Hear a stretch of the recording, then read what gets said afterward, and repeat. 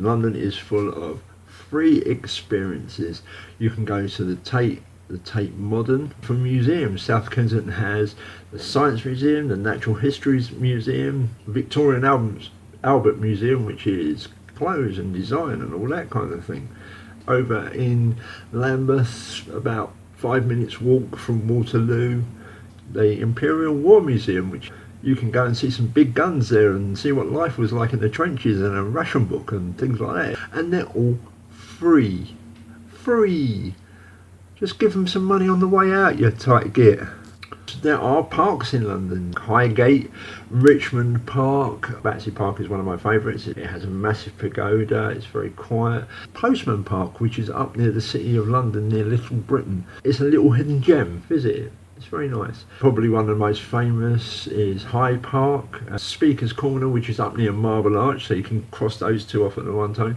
On a Sunday morning, last bastion of free speech in this country, you can get up there, bring a soapbox and say whatever the hell you want, as long as you don't swear. I call this Sunday morning ritual Religion Are Us, because most religions are out there touting their wares and saying why their God is the best God.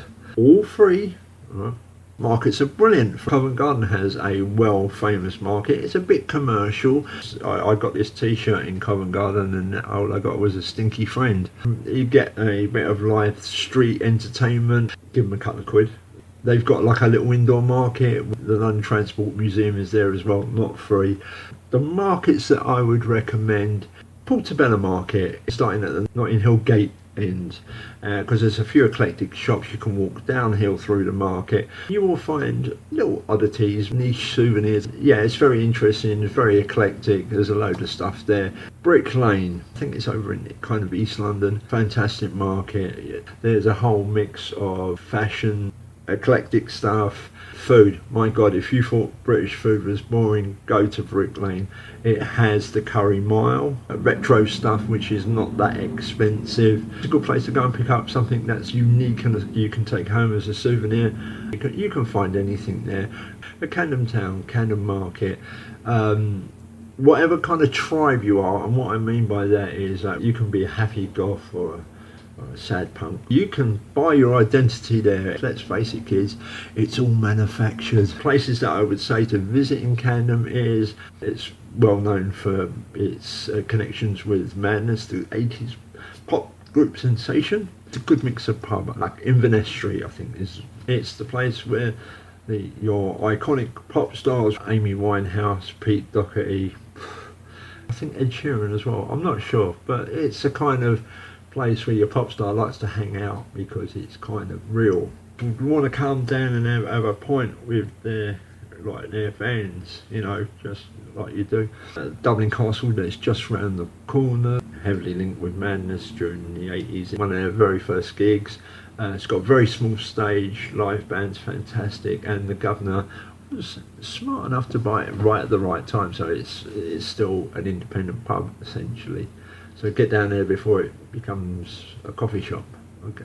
The Electric Ballroom is right next to Camden Town Station. I think it still has a market that's open on a Saturday. You can buy some original vinyl, not this pre-packaged, remanufactured stuff that they have coming out. You can get that and you can smell the must on those vinyl recordings and sleeves and all that. It's a lovely place. It's good to buy retro stuff. On the other side of the Camden Tube Station is the British Food Company, which is more affectionately known as Holt's. Once again, Madness connotations or mix. It's also where above that they had the start of Two Tone Records. There you go, not many people know that. I mean, the place is only probably 10 foot customer space, so it's going to be crowded.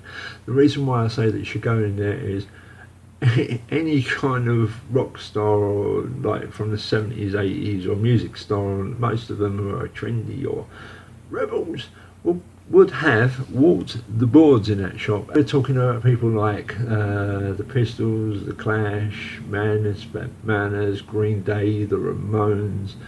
So if you want to get that vibe once again, just go outside and lick the windows, because there's at some point one of your favourite pop stars, music stars, would have had their nose pressed against that, looking at, as I did the other week, a pair of gold lame Dr. Martens. Yes, they're not cheap, but they are iconic. What are we going to do now? What are we going to do now? Yes, what are we going to do now?